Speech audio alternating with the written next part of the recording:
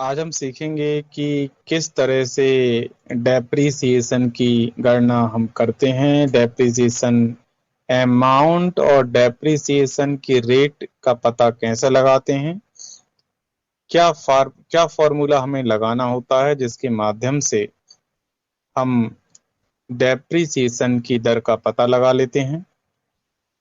ये हम आज समझने वाले हैं। सबसे पहले तो हम समझेंगे कॉस्ट प्राइस के बारे में।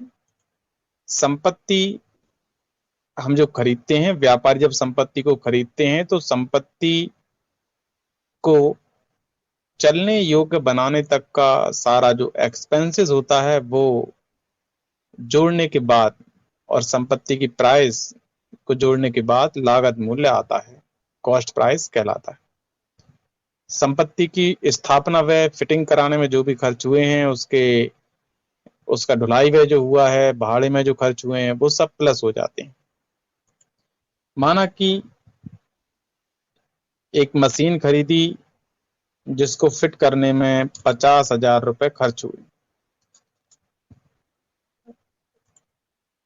मतलब मशीन की कीमत प्लस उसका ढुलाई व्यय और फिटिंग कराने का व्यय सब जोड़कर 50,000 रुपए हुआ, तो ये उसका लागत मूल्य कहलाता है।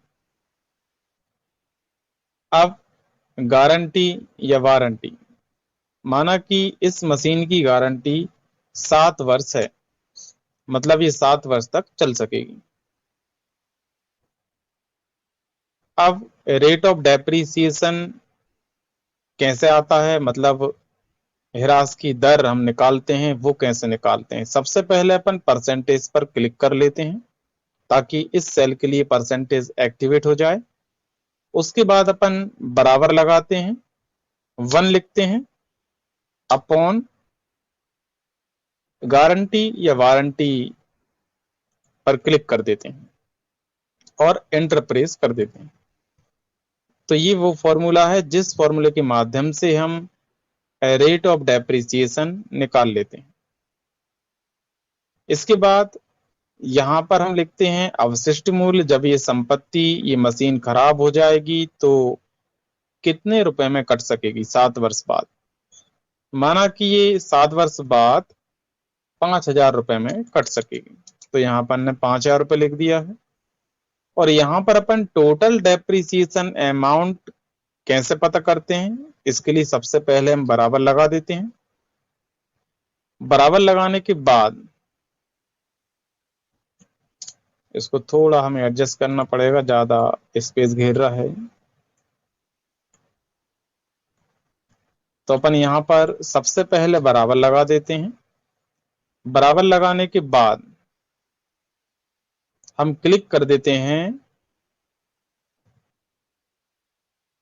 कॉस्ट प्राइस, लागत मूल्य पर, और माइनस कर देते हैं अवशिष्ट मूल्य।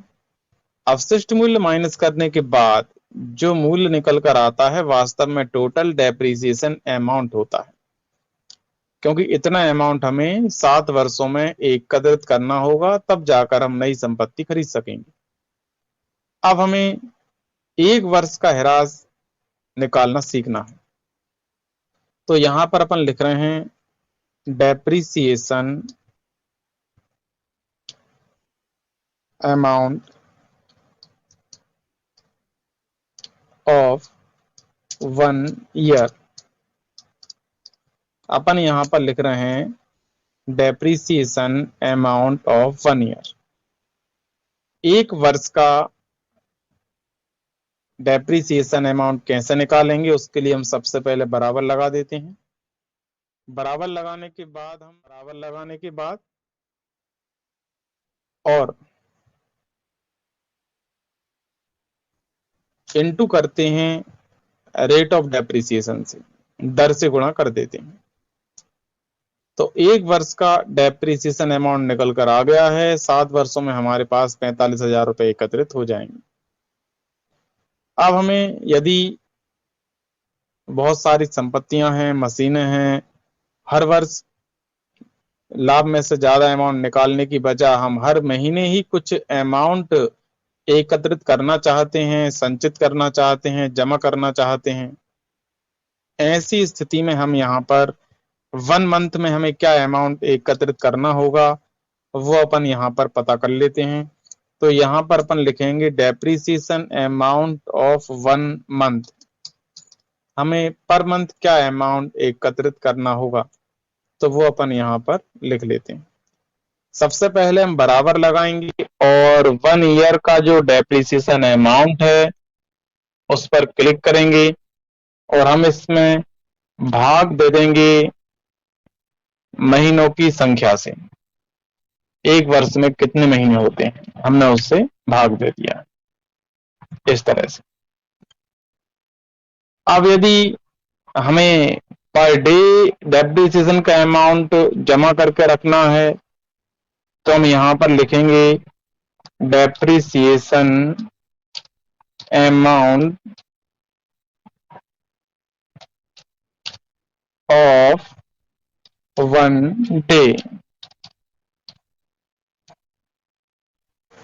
एक दिन का डेप्रिसिएशन अमाउंट निकालने के लिए हम पहले बराबर लगाते हैं और 1 ईयर के डेप्रिसिएशन के आधार पर निकालेंगे तो सही सही निकलेगा।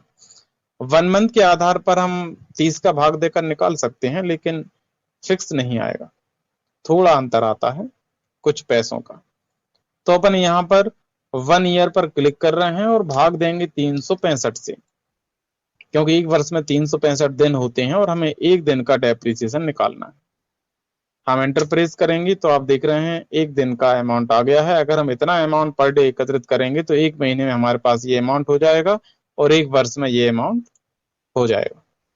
इस तरह से आप डेप्रिसिएशन की गणना कर सकते हैं। आप सभी को डेप्रिसिएशन अमाउंट की गणना करना आ गया होगा। इस वीडियो को आप 2 या 3 बार देख सकते हैं तो आपको आ जाएगा, और कोई भी दिक्कत आए तो आप हमसे कल क्लास में पूछ सकते हैं।